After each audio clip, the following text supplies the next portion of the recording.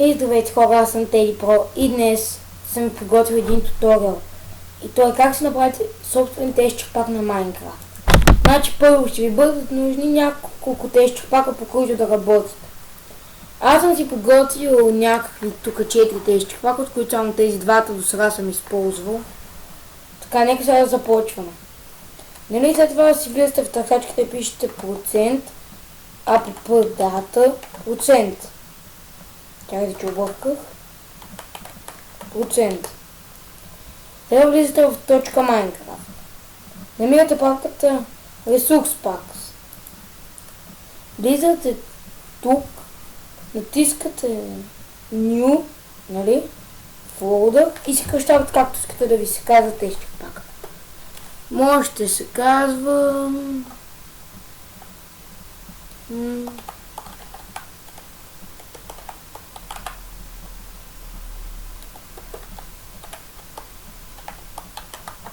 Ей така ще се казва моят. След това като влезете в него, значи първата и най-важната стъпка. Отваряте това. След това копирате и трите папки. Така. То са две папки, но копирате всичко. Така. Копират се в момента. Така, готово е. Нали се отваряте в папката и си ги поставят. Сега вече това няма да ни бъде нужно. Сега, това тук е рисунката на това. На самия тестчик пак, както ви казах, сега ще работя по тестчик пака Fitful. Но аз съм подготвил това да го замена. Да се ето тази снимка. Може да му е малко големичка.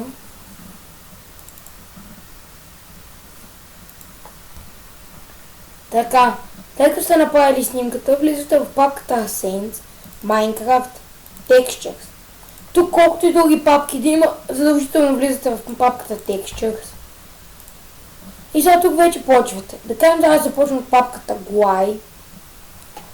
И първото, което ще направя, ще е това.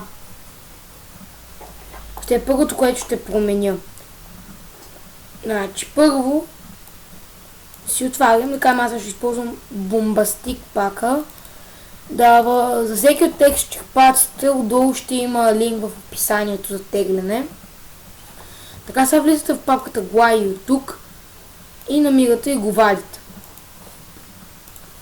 След това от тук го триете и слагате този. И готово, това вече се е заменило.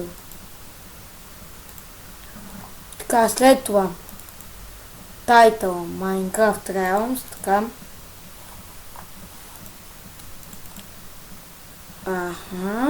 Това тук са контейнерите, които ще ги заменя и тях.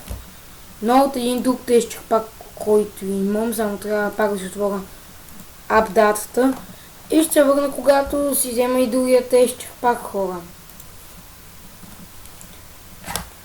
И да, хора, ето ме, отново съм тук. Сега отваряме си, нали, тестчик пакът, който си ни е. Сега аз ще изтрия, нали, сега сме там да смаля екрана. Трия папката Containers и слагам новата папка. Така. Това тук са ви стрелкичките, които не знам от кой тестчик пак ще ги направя. Ще видят, значи, това е опчена с бакграунда. Нали, сещате като отворите Майнкрафта и отзад това блокче дърт. Ето това е този Option с background. И за това сега ще го изтрия и ще сложа ето тази снимка, която аз специално подготвих за тази цел. Книгата ще видя, ако има някаква по-хубава в тях тежки паци. Нека я да видим в този книгата как ли изглежда. Така на Glide.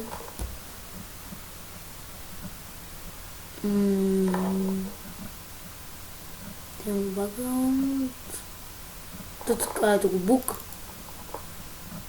Не, то книгата и тук е една и съща. Но пък от тук пък ще вземем ачивментите и ще ги сложим тук.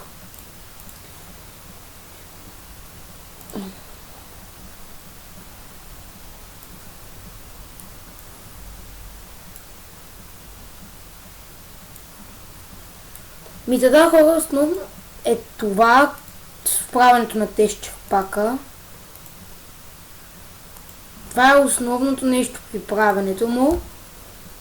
И сега ще къдна докато си вляза в Майнкрафт и след това ще се върна.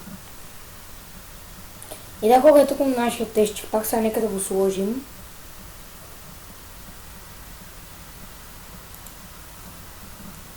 Това отзаде не се е получило, хора. Но принципно чакайте само да ви отворя някакви Creative World. Да ви покажа, че всичко се е получило. Така, ето менюто се ви се е променило. Айтемите естествено не са се променили, защото ние не съм ги променял. Но да кажем, ето в Furnace не е такова. В Crafting Table не би трябвало. Тук даже има надпис Teddy Pro.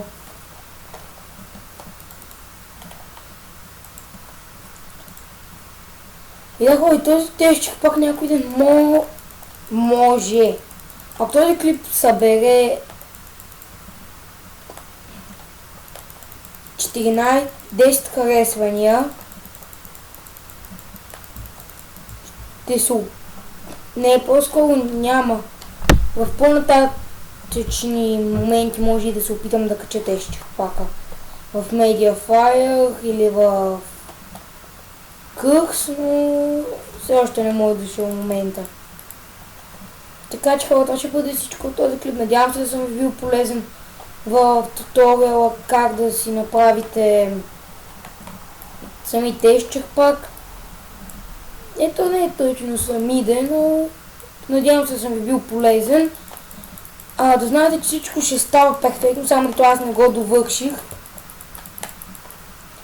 И в описанието ще имате линкове към всичките тези черпаци. И аз бях Teddy Pro, хора. Не забравяйте да този клип